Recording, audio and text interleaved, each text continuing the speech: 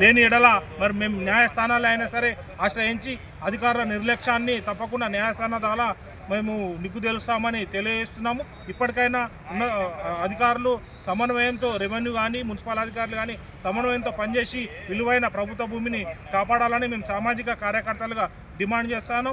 లేని పక్షంలో అధికారుల నిర్లక్ష్యాన్ని కోర్టు ద్వారా మరి నిగ్గు తెలుస్తామని మేము హెచ్చరిక జారీ చేస్తున్నాం. ఇప్పటికైనా అధికారులు మేల్కోవాలని కోరడం జరుగుతుంది.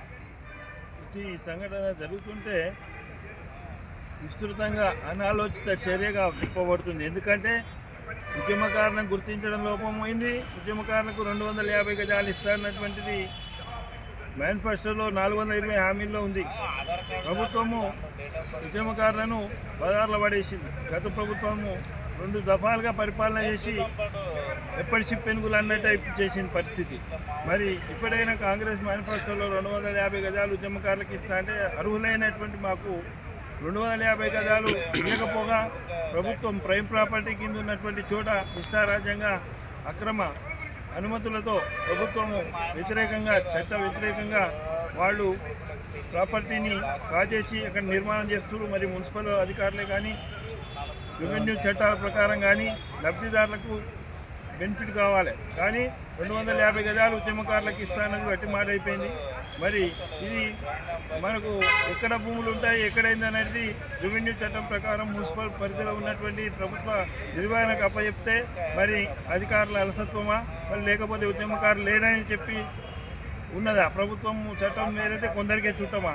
మరి ఎట్లా అనుమతి ఇచ్చి వాళ్ళకు నిర్మాణం చేపట్టడానికి అనుమతి ఇచ్చిన కోర్టు ఏదో కాపీ ఇస్తే మరి మేము కూడా కోర్టు పోతాం 250 గజాలు ఇస్తామని మాకు ఉద్యోగం రాలేదు, ఇటు ప్రభుత్వం నుంచి ఇలాంటి లబ్ధి చేయలేదని మేము ప్రభుత్వాన్ని డిమాండ్ చేస్తున్నాం.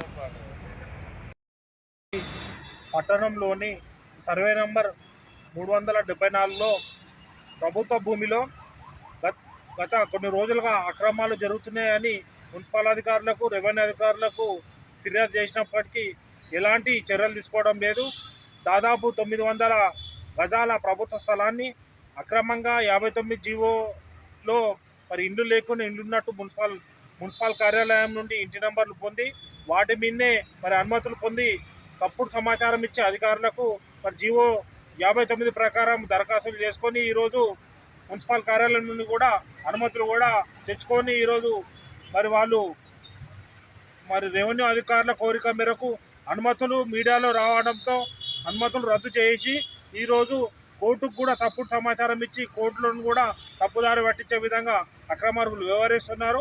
దాదాపు 900 గజాల మరి ప్రభుత్వ స్థలం దాదాపు 9 కోట్ల వరకు బహిరంగ మార్కెట్ ఉంటుందని మరి చర్చ జరుగుతుంది. కాబట్టి అధికారులు ఇప్పటికైనా పూర్తి స్థాయి విచారణ జరిపి తప్పుడు పత్రాలు సమర్పించి ఏదైతే అనుమతులు పొందిర్రో, ఏదైతే ఇంటి నెంబర్లు పొందిర్రో వాటిపై విచారణ జరిపి ఎవరైతే ఇంటి నెంబర్లు కేటాయించిన అధికారులు కానీ, అనుమతులు ఇచ్చిన టౌన్ ప్లానింగ్ అధికారులను కూడా సస్పెండ్ చేయాలి, వారిపై క్రిమినల్ కేసులు నమోదు చేయాలి.